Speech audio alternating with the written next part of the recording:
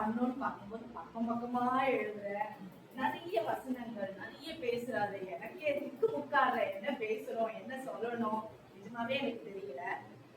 நான் சில பாயிண்ட்ஸ், இது ரொம்ப டச்சிங்கா இருக்கிற சில விஷயங்களை வந்து நான் எடுத்துட்டு வந்திருக்கேன் பேசணும்னு சொல்லிட்டு.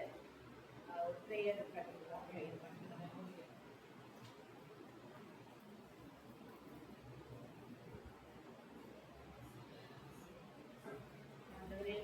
நன்றி அப்பா.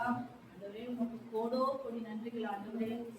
நீங்க ஆண்டவரே மாம்சத்தினால நான் பேசாம ஆண்டவரே அப்பா உங்களுடைய ஆவினால நான் பேசுவேன். நீர் இறங்க மாட்டேன்.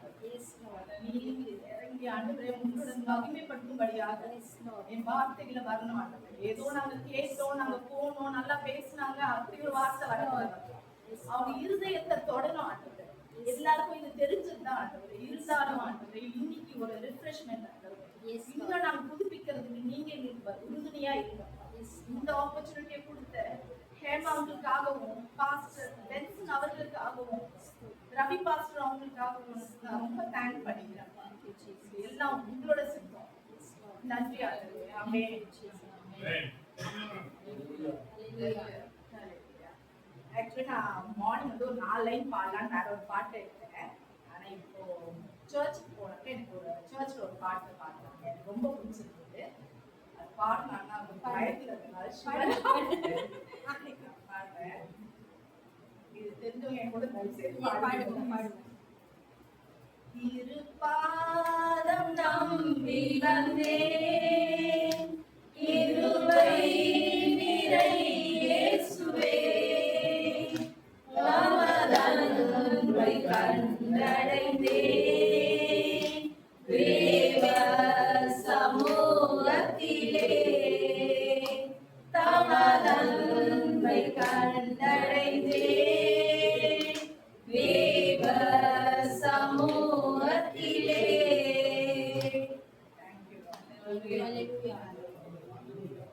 ஒரு சின்ன சாட்சி நான் சொல்லணும்னு ஆசைப்படுறேன். என்னோட சின்ன சாட்சி. ஆக்சுவலா ஹேமாக்கு சொல்லும்போது சொல்லாமா வேணாமான்னு யோசிச்சுட்டு இருந்தேன். சரி நம்ம மெசேஜ் கொடுக்கும்போது சொல்லான்னு இருந்தேன். ரொம்ப நெகட்டிவா போயிடும், அவங்க சொல்லி முடிச்சதும் சொல்லான்னு இருந்தா அதுக்கும் ஒரு இஷ்யூ ஆனதுனால நம்ம கிளம்பிட்டு நல்லா இருக்காங்க. ஆக்சுவலி நான் வந்து ஒரு கிறிஸ்டியன். நிறைய பேர் தெரிஞ்சிருக்கோம், ஓரளவுக்கு தான் எங்கள் ஃபேமிலி பற்றி தெரிஞ்சிருக்கோம். ஸோ நான் சொல்லணும்னு ஆசைப்படுறேன். ஹஸ்பண்ட் வந்து ஹிந்து, எங்களுக்கு லவ் மேரேஜ். நாங்கள் லவ் பண்ணி கல்யாணம் பண்ணி ஆக்சுவலி எந்த அப்ஜெக்ஷன்ஸுமே இல்லை, பெருசாக ஒன்றும் இல்லை. ஆனால் சர்ச்சுக்கெலாம் ரொம்ப வந்து போக மாட்டேன். ஸ்லோவாக ப்ரேயர் பண்ணேன், நம்ம பைபிள் வாசிப்போம், எல்லாம் பண்ணாலுமே ஸ்லோவாக என்ன பண்ணிட்டேன் எனக்கே தெரியாமல் அப்படியே ஹிந்துவில் அந்த கல்ச்சர்ஸ் எனக்கு ரொம்ப பிடிக்கும். வீடு அப்படியே நீட்டாக இருக்கும், ஃபுல்லாக குண்டு மஞ்சள்லாம் வச்சுருப்பாங்க, பூ, அந்த மஞ்சள் பூவில் சாமந்தி பூலாம் வச்சுருக்கோம். இதெல்லாம் என்னை ரொம்ப ஈர்த்துச்சு. நம்மளுக்கே தெரியாம ஒரு ஸ்டேஜ் இது சொல்ல போய் ஒரு ஸ்டேஜ் எல்லாம் வந்து நானே வழிய அந்த கோயிலுக்கு போலாமாங்க, இந்த கோயிலுக்கு போலாமாங்க. அதே சமயம் ப்ரேயரும் பண்ணேன், பைபிளும் படிப்பேன். இப்படியே தான் என்னோட லைஃப் இருந்தது. நல்லாதான் இருந்தது. எனக்கு ரொம்ப சந்தோஷமா ஜாலியா என்ஜாய் பண்ணும், எல்லா விதத்திலையும் ஆசீர்வாதத்தோட தான் உண்மையிலேயே இருக்கும். ப்ரேயரும் பண்ணிட்டு தான் இருந்தேன். ஒரு ஸ்டேஜ் நிறைய விஷயங்களை கடவுள் நம்மளுக்கு உணர்த்துவார். உண்மையிலேயே அவர் சடனா எதுவுமே பண்ண மாட்டார், நான் விசுவாசிக்கிறேன். அவரு எங்களுக்கு உணர்த்தினார். நானும் நிறைய விஷயத்த சொன்னேன். பட் சிச்சுவேஷன்ஸ் எங்களுக்கு எப்படி ஆயிடுச்சுன்னா எங்களோட வாழ்க்கை அப்படியே பேரம் போடுறதுன்னு தான் சொல்லணும். எந்த ஒரு ஸ்டெப்புமே எடுக்க முடியல, அவ்வளவுதான் முடிஞ்சது. அப்படி ஒரு ஸ்டேஜ் தான். ரொம்ப உண்மையிலே நாங்கள் 2 பேருமே ரொம்ப ஸ்ட்ராங். ஆனா அந்த அளவுக்கு உடையவன் நானே நினைக்கல. ரொம்ப உடஞ்சி முடிச்சுக்கலாம்னு நினைச்சிட்டேன். அந்த மாதிரி ஸ்டெப்ஸும் எடுத்துருக்கோம். ஆனா அதுக்கு நடுவில் ஆண்டவர் நிறுத்தினது வந்து ஒரு பெரிய விஷயம், பெரிய காரணம். எப்படி நாங்க இன்னைக்கு இருக்கோம்னா அவரை நான் எங்க வேணாலும் சொல்லுவேன், ஆண்டவர் இல்லாம நிஜமாவே அவருக்கு நான் எவ்வளவு நன்றி கடன்பட்டிருக்கேன்னு சொல்ல வார்த்தையே கிடையாது. ஏன்னா பல தடவை, ஏன்னா என்ன பொறுத்த வரைக்கும் ஒரு வீட்டோட வைஃப் அவங்கதான் வந்து மெயின் நினைக்கிறேன் எல்லா விஷயத்துக்குமே. தப்பா எடுத்துக்கோங்க, என்னோட அபிப்பிராயம் அதுதான். ஏன்னா ஒரு பொண்ணு நினைச்சா என்ன வேணாலும் பண்ண முடியுங்கிறது என்னோட ஒரு, நான் எங்கேயும் மிஸ் பண்ணிட்டேன். ஆக்சுவலா மிஸ் பண்ணிட்டேன்னு சொன்னோன்னா கடவுள் சொல்லதான் செஞ்சாரு, நம்ம சொல்லுவோம்.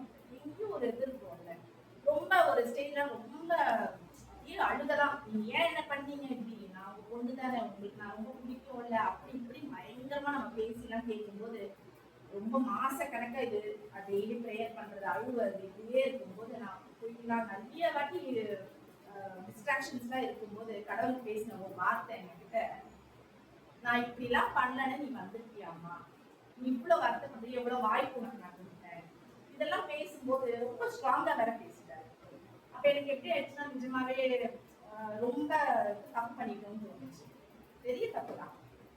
ஒருவேளை நான் அடம் பிடிச்சு நம்ம பயங்கரமா ஸ்ட்ராங்காலாம் ரொம்ப கத்தி அடம் பிடிச்சுதான் இருந்தா நம்ம ஹஸ்பண்ட் கேட்பாங்க, நம்ம அப்படி பண்ணியிருந்தா அதுல ஒரு ப்ரொசீஜர் தான் இருக்குல்ல, நம்மளுக்கு கடவுள் போல அப்படி பண்ணுவோம் இப்படி பண்ணுவோம் நிறைய இதெல்லாம் பண்ணுவோம்ல, அப்படி ஏதாவது பண்ணியிருந்துருக்கலாம் போல.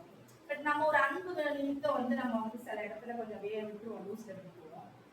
அவங்களையும் நம்ம தப்பு சொல்ல முடியாது. ஏன்னா எனக்கு உண்மையிலே கடவுள் கொடுத்த ஒரு கிஃப்ட் ஃபேமிலின்னு தான் நான் சொல்றேன். நிறைய விஷயங்கள் நாங்கள் வந்து டிஸ்கஸ் பண்ணி தான் நாங்கள் பண்ணுவோம். இப்படி ஆனப்ப இந்த வார்த்தை ஆண்டவர் சொல்லிட்டு நான் முடிவு பண்ணேன், இனி நம்ம எந்த தப்பான முடிவும் எடுக்கக்கூடாது, ஆண்டவருக்கு முழுமையா கொடுத்துடணும். அவ்வளோ வருஷம் நாங்கள் ஒரு லவ் பண்ணி ஒரு 13 கல்யாணம் ஆகி ஒரு 20 வருஷம் கிட்டத்தட்ட 33 வருஷத்துல அவ்வளோ துணிஞ்சு போய் நான் அவர்கிட்ட மேபி நான் சொல்லியிருந்திருக்கலாம், நான் துணிஞ்சு போய் நான் ஒரு நாளுமே அவர்கிட்ட போயிட்டு நான் அதை ப்ரேயர் பண்றேன், நான் கண்டினியூ பண்றேன், நான் சாமி கும்பிடுறேன், நிறுத்தலான்னு இருக்கேன் ஹிந்துஸ் இது பண்ணி நான் சொன்னதே கிடையாது.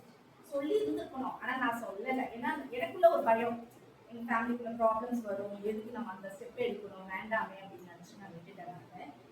ஒரு நாள் ஆண்டவர் என்கிட்ட பேசினாரு. சின்ன வயசுல இருந்து எனக்கு அது உண்டு, அந்த நம்பிக்கை உண்டு. அவர் பேசுறது என்னால உணர முடியும், கேட்க முடியும், நான் அப்படியே நம்புவேன், அப்படியே செய்வேன். அதை தாண்டி நான் செஞ்சேன்னா எனக்கு தைரியம் தான், எப்பவுமே சரி. அப்ப நான் வந்து முடிவு எடுத்துட்டு போயிட்டு அவர்கிட்ட போய் ப்ரேயர் எல்லாம் பண்ணிட்டு போய் சொல்றேன், தப்பா எடுத்துக்க வேணாம், நான் வந்து சொல்றேன், நீங்க ஒன்றும் நினைச்சிக்க மாட்டீங்கல்ல, நீங்க அதுக்கப்புறம் வந்து நான் பண்ண வேண்டாம் நினைக்கிறேன் அப்படின்னு சொல்லும்போது ரொம்ப யோசிச்சாரு. நான் இவ்வளோ வருஷம் பயந்தேன், ஆனா அப்படி போய் நான் சொல்லும்போது என்னை யோசிச்சுட்டு, நீ அப்படி ஒரு முடிவு எடுத்தா உங்களோட விருப்பம் நான் தடுக்கலன்னு சொன்னேன். நான் இது நினைச்சு கூட பார்க்காத ஒரு விஷயம், பயங்கர சந்தோஷம். அது ஒரு முடிவு எடுத்தோம். கொஞ்ச நாள் கழிச்சு இவர் வந்து நானும் வந்துடுறேன் கடலே இல்லைன்னு சொன்னாரு. அப்புறம் இவரே வந்து நம்ம இல்லை, நான் வந்து நீ என்ன ஆனாலும் சரி நம்ம பேசணும்னா விட போறேன்னு சொல்லி இவரே எது கையால எல்லா போட்டோஸ் எங்க வீட்டுல பார்த்தா அவ்வளோ போட்டோஸ் இருக்கும், அப்படி இருக்கும். எல்லாம் டியூஸ்டே ஃப்ரைடேஸ்ல வரணும் இப்ப இல்ல, வீடு அப்படி இருக்கும். டோட்டலா மாறிடுச்சு, எல்லாம் அவரே எடுத்துக்கொண்டாரு. எனக்கு பயங்கர சந்தோஷம். பரவாயில்ல, அவரே ஸ்டெப் எடுக்கிறாரு. டோட்டலா எங்க ஃபேமிலியே மாறிச்சு. ரெகுலரா நாங்க பைபிள் ஸ்டடி இன்னமும் சரி, ஃபேமிலி ப்ரேயர்ஸ் டெய்லி நடக்கும், ப்ரேயர்ஃபுல்லா இருக்கும். சர்ச் போக ஆரம்பிச்சோம். ஒரு ஸ்டேஜ்ல பேப்டிசம் ஃபேமிலியா எடுத்தோம். எந்த அளவுக்கு ஆண்டவருக்குள்ள இருக்கும் அப்படின்னா ரொம்ப ஆண்டவருக்குள்ள ரொம்ப நெருக்கமாவே பயங்கர நெருக்கமா. இந்த ஒரு சேஞ்ச் வந்து ஆண்டவர் தான் எங்களுக்கு கொடுத்தாரு. இதை வந்து நாங்கள் நெருங்கிறதுக்கு எங்களுக்கு ரொம்ப யூஸ்ஃபுல்லா இருந்துச்சு. எங்க ஃபேமிலிக்காகவும் நீங்க ப்ரேயர் பண்ணுங்க, இன்னும் நாங்கள் ஆண்டவருக்குள்ள நெருக்கமா இருக்கோம். இப்போ நம்ம எனக்கு கொடுத்த டாபிக் வந்து விசுவாசம். விசுவாசத்தை பத்தி பார்ப்போம். உங்க அபிப்பிராயம் சொல்லுங்க, விசுவாசம்னா என்ன நினைக்கிறீங்க? நம்பிக்கை. நம்பிக்கை. அப்புறம்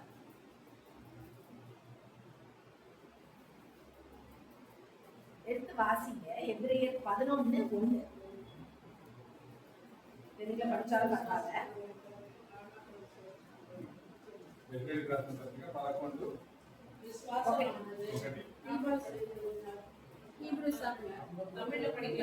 விசுவாசமானது நம்பப்படுகிறவைகளின் உறுதியும் காணப்படாதவைகளின் நிச்சயமுமாய் இருக்கிறது.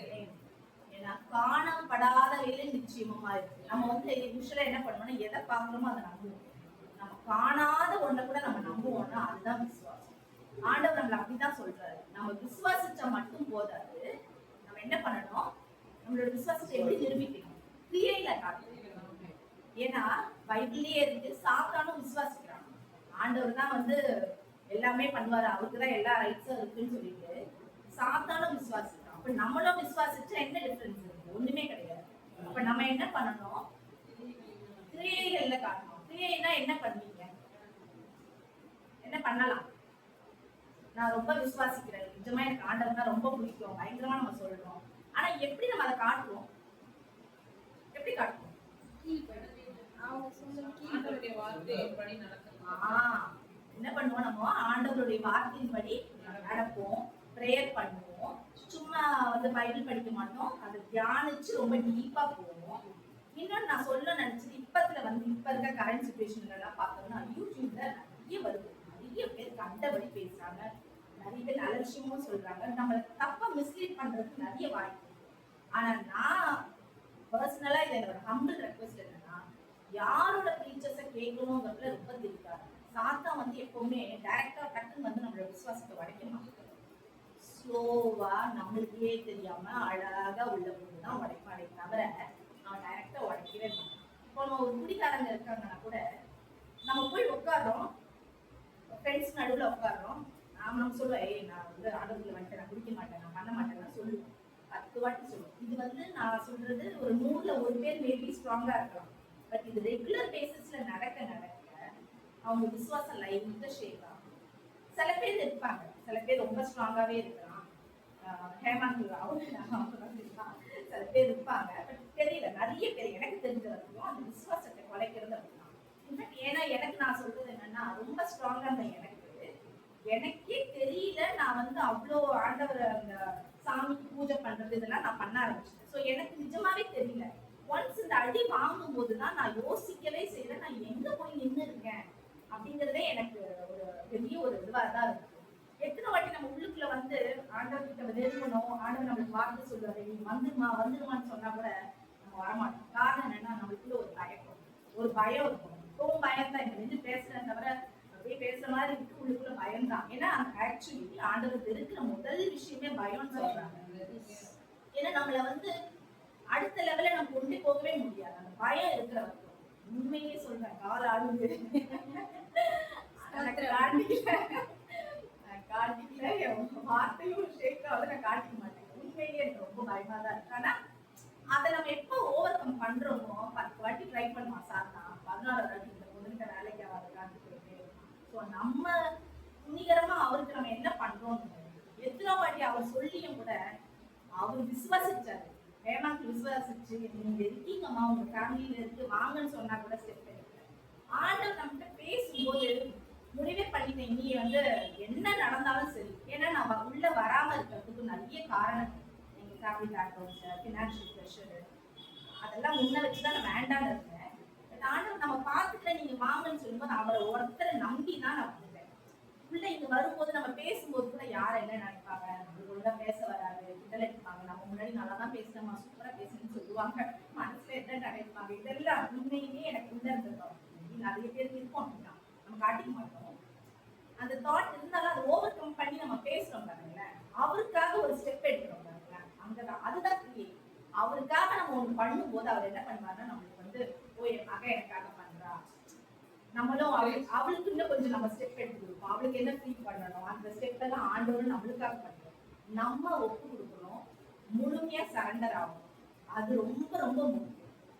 இன்னும் நான் சொல்ல நினைச்சது, சின்ன வயசுல நம்ம பசங்களுக்கு எல்லாம் வந்து என்ன பண்ணுவாங்கன்னா, அப்படியே நியூஸ்ல விட்டுருவோம் பசங்க, நம்ம ரொம்ப தப்பு பண்ணுவோம். பசங்க தான் மெயின் டார்கெட் சாத்தாங்க. அதுவும் இப்ப வந்து நம்ம என் டைம்ல இருக்கோம், சீரியஸ்லி இப்ப பசங்களை விட்டுட்டோம் அப்படின்னா குடிக்கவே முடியும். நம்ம பேரண்ட்ஸ் மேபி நம்ம உட்கார்லையா, சரி அப்புறமா அவங்க உட்காருன்னு சொல்லலாம். ஆனா நம்ம இப்ப எங்க இருக்கோம், வாசல் கிட்ட ஆண்டவர் நிற்கிறாரு, தட்டினாருன்னா அவர் நம்மளோட விருப்பம் இல்லாம அவர் அனுமதிக்காம அவர் உள்ள வரவே மாட்டாரு. ஸோ தட்டும் போது நம்ம திறக்காம விட்டுட்டோம்னா முடிஞ்சு, நான் மட்டும் போயிடுறேன், நான் தப்பிச்சு போயிடுறேன்னு சொன்னா நம்ம அதை பண்ணவே முடியும். நம்மளுக்கு ஆசை இருக்கும்ல, குடும்பம் வேணும், ஹஸ்பண்ட் வேணும், குழந்தைங்க வேணும், நமக்கு ஆசை இருக்கும். அப்ப நம்ம ஃபேமிலியா, நம்ம ஃப்ரெண்ட்ஸ் எல்லாரையும் நம்ம உள்ள கொண்டு வரணும். அவங்க பிடிக்கிறதும் அதுதான், ஃபேமிலி வரணும் பிடிக்கிறதும் அதுதான். நம்ம அதுக்கு படணும், நம்ம பிரயாசப்படணும், நம்மளோட எஃபோர்ட் போடணும். விட்டுறாரு, நீங்களுமே வந்து விட்டுறாதீங்க, நானும் விட மாட்டேன். என் ஃபேமிலி மெம்பர்ஸ் ஆகட்டும், அவங்களுக்கு பிடிக்குதோ பிடிக்கலையோ, நம்ம பண்ண வேண்டியது நம்மளோட விசுவாசத்தை நம்மளோட கிரியையில அவங்க கிட்ட காட்டணும். இன்னொரு செல்ஃபா நம்ம வந்து பியூரிஃபை ஆகும். அப்படி நம்ம ஆனோம்னாதான் நம்மளுக்குள்ள இருக்க கிறிஸ்துவே வெளிப்படுறோம். நான் இவ்வளவு பேசிட்டு என்னோட கேரக்டர் சரியில்லாம, நான் பைபிள் முடிக்கிறேன், இவ்வளவு பேசுறேன், எல்லாம் பண்ணி நான் ஒழுங்கே இல்லை அப்படின்னா என்னை பாக்குறவங்க என்ன நினைப்பாங்க, இவ்வளவு பேசுற இவர் என்ன ஒழுங்கு அப்படின்னு தான் நினைப்பாங்க. யாருமே அப்படி சொல்ல மாட்டோம், மனசுல அப்படிதான் இருக்கும். அப்ப நான் தினம் நான் எந்த அளவுக்கு என்னை ஒழுங்குபடுத்திக்கணும்னா, நான் விசுவாசிச்சு ஆண்டவர் தான் எனக்கு முக்கியம், அவர் எனக்காக தான் இறந்தாரு, என் பாவத்துக்காக தான் இறந்தாரு, அவரை நான் பின்பற்றணும், நித்திய ஜீவன் எனக்கு வேணும்னா அந்த லாஸ்ட் டே வரைக்கும், அந்த பரலோகம் நம்ம போற அவர் வந்து மறுரூபமாக அந்த ஒரு நொடி வரைக்கும் நம்மளை பியூரிஃபை பண்ணிக்கிட்டே தான் இருக்கணும். இல்லைன்னா நம்மளால போகவே முடியாது. ஏன்னா நம்ம இருக்கிற உலகம் அப்படி ஒண்ணுமே பண்ண முடியாது, எங்கன்னா ஸ்லிப் ஆயிடும். நம்ம ரொம்ப கேர்ஃபுல்லா இருக்க வேண்டியது. நான் ஒரே ஒருத்தரை பத்தி மட்டும் பேச விருப்பப்படுறேன். எஸ்தர் டாபிக் எடுப்போம். யூதா 1:20-21 வாசிங்க. யூதா நீங்களும் பிரியமானவர்களே, உங்கள் மகா பரிசுத்தமான விசுவாசத்தின் மேல் உங்களை உறுதிப்படுத்திக் கொண்டு பரிசுத்த ஆவிக்குள் ஜெபம் பண்ணி 20-21 ரெண்டுமே தேவனுடைய அன்பிலே உங்களை காத்துக்கொண்டு நித்திய ஜீவனுக்கு ஏதுவாக நம்முடைய கர்த்தராகிய இயேசு கிறிஸ்துவினுடைய இரக்கத்தை பெற காத்திருங்கள். நம்ம என்ன பண்ணணுமா, நம்மளோட விசுவாசம் எந்த அளவுக்கு சொல்றாங்க, மகா பரிசுத்தமான விசுவாசம். சும்மா விசுவாசம் கிடையாது, மகா பரிசுத்தமான விசுவாசம். அதை எவ்வளவு ஒரு புனிதமா சொல்லியிருக்காங்கன்னு பாருங்க. அப்ப நம்ம எந்த அளவுக்கு அதை உறுதியா புரிஞ்சுக்கணும், எந்த அளவுக்கு நம்மளோட பிஹேவியர் அதை காட்டணும், எந்த அளவுக்கு நம்ம பேச்சுல காட்டணும். நம்ம கண்ணு தப்பு பண்ணக்கூடாது, நம்ம வார்த்தைக்கு தப்பு பண்ணக்கூடாது, நம்ம செயல் எதுவுமே தப்பு பண்ணக்கூடாது. அப்போ இந்த பைபிளை நம்ம அந்த அளவுக்கு புரிஞ்சுக்கணும். பைபிள்ல இருக்கிற ஒவ்வொரு வார்த்தையும் பாத்தீங்கன்னா நிறைய பேசும். நான் உட்கார்ந்தப்ப எனக்கு எதனா எழுதுறதுனே இருக்கு, ஏன்னா அப்படியே வந்துட்டே இருக்கு. நாமளும் ரெஸ்ட்ரிக்ட் பண்றோம், எனக்கு புரியுது, ஆனா என்னால முடியல, கண்ட்ரோல் பண்ண முடியல. ஏன்னா அவ்வளோ பேசணும், இதை பேசணும், அதை பேசணும், அது வருது இது வருது, அந்த அளவுக்கு நம்மளுக்கு வார்த்தைகள் பாத்தீங்கன்னா நம்மளுக்கு அவ்வளோ டச்சிங்கா இருக்கும். இந்த பைபிளை நம்ம விட்டுறவே கூடாது. நம்ம பியூரிஃபை ஆகணும்னா இது ஃபர்ஸ்ட். யாரோட பேச்சை கேட்கறோம் இல்லை, அங்க போறோம் இங்க போறோம் எதுவுமே கிடையாது. இதை புரிஞ்சுக்கணும், இவரை பத்தின விஷயத்த நம்ம எல்லாருக்குமே சொல்லணும். யாரை பார்த்தாலும் அவர் சொன்ன மாதிரி நம்மளுக்கு பக்கத்துல இருக்கவங்க, அக்கம் பக்கத்துல யாரை கிடைச்சாலுமே நம்ம சொல்ல வேண்டியது நம்மளோட கடமை. அவங்க கேட்கறாங்க இல்ல, ஆண்டவர் அதான் பண்ணாரு, எல்லாருக்குமே சுவிசேஷம் சொன்னாரு. அதை சொல்லிட்டு அவர் நின்று நீ மாறுறியா இல்லையா, நீ ஒழுங்கா மாற வரைக்கும் உன்னை விட மாட்டேன், நான் இங்கே இருக்கேன்னு அவர் பண்ணவே இல்லை. அவர் சொல்றாரு, அடுத்து போறாங்க, சொல்றாங்க, மாறணும்னு சொல்றாங்க, எல்லாமே சொல்லிட்டு அவர் போயிட்டே இருக்காரு. நம்மளுமே நம்ம ஒழுங்கா இருக்கணும், அவரை ஃபாலோ பண்ணணும், நம்மளோட அந்த பாத்துல நம்ம அப்படி போயிட்டே இருக்கோம். இப்ப எஸ்தர் அவங்க விஷயம் எடுத்தோம்னா ரொம்ப அழகா சொல்லியிருப்பாங்க. எஸ்தர் அவங்க அந்த ஸ்டோரி ரொம்ப டீப்பா நம்ம போக வேண்டாம். எஸ்தர் அவங்கள வரைக்கும் கண்டிப்பா அவங்களெல்லாம் கூட்டிட்டு வந்து அந்த ராஜா அரண்மனையில வச்சுட்டு ஒரு 12 மாசம் சுத்தி கிடைக்கிறாங்க. 12 மாசம் அப்படின்னா 6 months வந்து அந்த வெள்ள கோலத்தினாலையும் சுகந்த வர்க்கம் இல்லையா, அதுல அவங்களை ஃபுல்லா பியூரிஃபை பண்றாங்க. இது என்னன்னா நம்மள பிடிக்கும். நம்மளுமே எப்படி இருக்கணும்னா 12 மாசம்னா ஆல்மோஸ்ட் 1 year டெய்லி பேசிஸ்ல நம்மளுமே நம்மளை சுத்திகரிச்சுக்கிட்டு டெய்லி பேசிஸ்ல சுத்திகரிச்சுட்டு அந்த ராஜாவை பாக்குறதுக்கு முன்னாடி அவங்க என்ன பண்றாங்க, அந்த ஏகாய் அவங்க கிட்ட என்ன கேட்கிறாங்கன்னா, நீங்க அவர்கிட்ட போறதுக்கு, நான் ராஜா கிட்ட போறதுக்கு என்ன பண்ணணுமோ எனக்கு சொல்லுங்க அப்படின்னு கேட்கிறாங்க. நான் அப்படியே போறேன்னு சொல்ல, நம்மளுமே ஏசப்பா கிட்ட போறதுக்கு நம்மளுக்கு என்ன நம்ம ஒழுங்குபடுத்தணுமோ அதை நம்ம தெரிஞ்சுக்கணும். தெரிஞ்சுட்டு அவர்கிட்ட போறதுக்கு நம்மளுக்கான அந்த வழியை நம்ம பிடிச்சிட்டு அந்த வழியில தான் நம்ம போகணும். நான் பாட்டு ஏதோ பண்ணிட்டு போனேன்னு கிடையாது. அவருக்கு என்ன பிடிக்குமோ, அவர் எப்படி இருக்காரோ அந்த மாதிரிதான் நம்ம நடந்துக்கணும். அப்படி நடந்துட்டு நம்ம ஸ்டெப் எடுத்து வைக்கும் போது அவர்கிட்ட இன்னும் ஐக்கியமா ஆக முடியும். நிறைய இருக்கு, நம்ம அடிக்கடி பண்ணுவோம் நினைக்கிறேன். அந்த ஆப்பர்ச்சுனிட்டி நம்ம பேசலாம். உண்டாவதாக இந்த வாய்ப்பு கொடுத்ததுக்கு நான் நிஜமா ரொம்ப தேங்க்ஃபுல்லா இருக்கேன். அவருக்குமே சரி, இவங்க எல்லாருக்குமே சரி.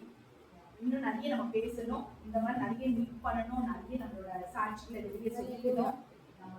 நம்ம குடும்பமா, நான் சொல்றது நம்ம எல்லாமே சபையா சொல்றோம், நம்ம குடும்பமா இன்னும் நம்மளோட சாட்சியை வெளியே சொல்லி இன்னும் நம்ம இந்த நகான் மினிஸ்ட்ரியை பயங்கரமா கொண்டு வரணும்.